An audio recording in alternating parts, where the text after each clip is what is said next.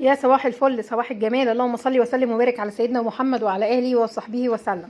ما تنسيش بقى لو اول مره تشوفي القناه قبل ما نبدا كده تدخلي تعملي اشتراك وتفعلي زر الجرس وتعملي لايك كده عشان الفيديو يترفع ويتشاف وعشان تستني الفيديوهات بتاعتي اللي جايه.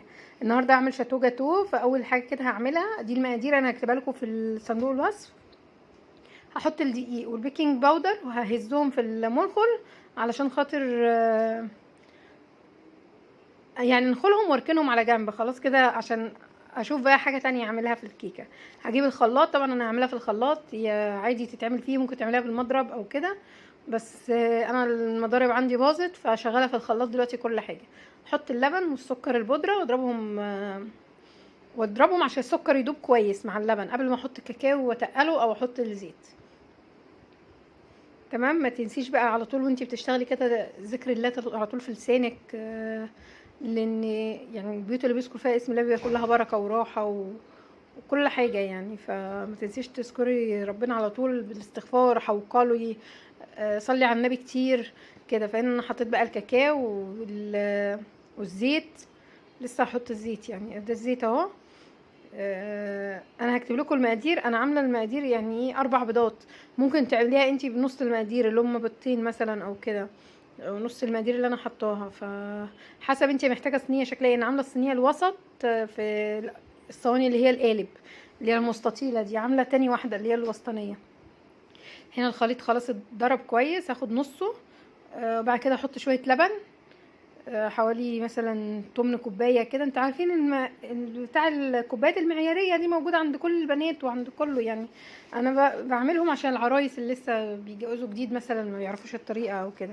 فانت الكوبايه المعياريه هتحطي ربع كوبايه لبن وتحطي البيض بقى والفانيليا وتضربي في الخلاط خلاص، لان انا خدت اكتر من نص المقدار بالكلام ده. لو انت عامله الكميه بتاعتي غير كده هتحطي بقى ايه، مثلا معلقتين لبن عشان تحركي بس العجينه ما تبقاش تقيله. وطبعا انت عينك فيكي يعني، زودي مثلا معلقه او اتنين، على ان في دقيق مثلا بيعوز بيشرب الخليط. هنا كده خلاص عملت ضربت البيض وكده، ده شكل السمكه بتاعته. احطه بقى على الدقيق وابتدي اتعامل بقى بالمضرب. نزل كل فسفوسه في الطاجن في الخلاط يا جماعه، ما تسيبوهاش. انتوا ممكن تعملوها كمان في طواجن فخار وتحطوا عليها الصوص بتاعها من على الوش وقطع شوكولاته مثلا او كده او اوريو. افكار بقى يعني، انت كل واحد كده ممكن تعمليها في المج، حسب انت عايزه تعمليها ازاي يعني، تعملي كل واحد طاجن لوحده او كده. هنا كده انا هعملها في صينيه، فهقلب كل المقادير وهكون مبطنه الصينيه وانزل فيها بالخليط. خلاص الزيتونه دي تحفه، بتنزلي اي حاجه يعني، متخليش فسفوسه كده من الخليط يعني.